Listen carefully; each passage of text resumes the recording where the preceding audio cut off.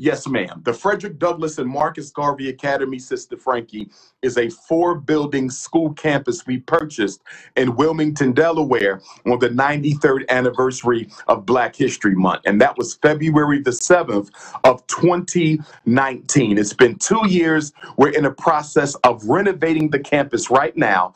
God willing, if all goes well, the Honorable Marcus Garvey Elementary School will be done at the end of the summer, and we will be holding a grand opening, unapologetically African Family First Festival and Conference. And once we're done renovating the Garvey Elementary School, we're going to go across the street to the Honorable Frederick Douglass High School and renovate that as well. And any of your viewers and listeners and supporters who would like to contribute to what we're doing, they can make their donations on the Cash App at $FDMG School. I repeat, $FDMG School on the Cash App, or they can go to DrUmarJohnson.com and join the Loyal Donors Club. $50 a month bronze, $100 silver, $250 gold, $500 platinum, and $1,000 a month diamond. We are an independent school, Sister Frankie. We are not charter. We are not public. The school will be 100% owned, operated, financed, and controlled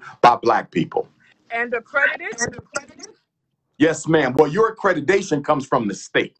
It is the state that gives you the authority to operate. That's the only accreditation you need to operate. You can voluntarily seek additional accreditations, which we probably won't do because I'm not interested in whether white people agree with what I'm teaching our children or not. I am intellectually.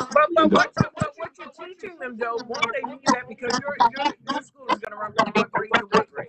Ultimately, we're going to be from pre-K to 12, but we're going to start with 2nd, 3rd, or 4th, or 3rd, 4th, and 5th, and we'll grow up a grade and down a grade every year. But again, the only approval we need to operate is from the Delaware State Department of Education. I will not be looking for any white accreditation agency to tell me whether or not they think I'm doing a good job as a Black man teaching Black children. For parents who want white validation, white approval, and white accreditation, they should probably take their children somewhere else. But even if that's, and I get that point, but even if that might be the point, when your children leave your school and go to the next level, they want their academic credentials to be accepted wherever they go, be it college or whatever the case might be. That's why I asked about accreditation. Yeah, and once again, the state of Delaware is the only authority we must submit to in order for the children's grades to be considered legal and valid. The next level will be college, and our children will be more than prepared for that because as a psychologist, I know how tests are designed, I know how tests are created, and I will personally be teaching our children how to master the art of test taking. So we will be able to prove the quality of education that our children get when they score the highest, not only in the state of Delaware, but throughout the United States on college entry examinations. The proof will be in the pudding when it's time for them to make that transition to the next level. All right, Dr. Stuckey said, nice. Looking forward to this opening. Long time coming. You did mention Delaware. So the school is going to be in Delaware. Will it take only Delaware students or students around the region? No, ma'am. Because it is independent, we have no geographical boundary. As you know, Wilmington sits on a border of Maryland, New Jersey, Delaware, and Pennsylvania. So I'm happy to say that we will be educating Black boys from all 4 states. And we also have hundreds of parents who are planning to relocate to Delaware from around the country once the school opens because they want their sons to be able to access the curriculum that we're going to give them. In addition to math, science, language, and civics, sister, we will also be teaching them agricultural and agronomical science, dietary and nutritional science, military and political science, spiritual and astrological science, financial and economic science, science of the Black man, woman, and child. Every African student will have to recreate their family tree from scratch, and they cannot graduate unless they can recite all of their ancestors from memory. They will be investing in stocks. The minute they begin in school, they will all have a portfolio. They will leave with a business plan, and they will graduate getting their first loan from their business from the school itself. Let me ask you this question. listen, when we talk about education, we know that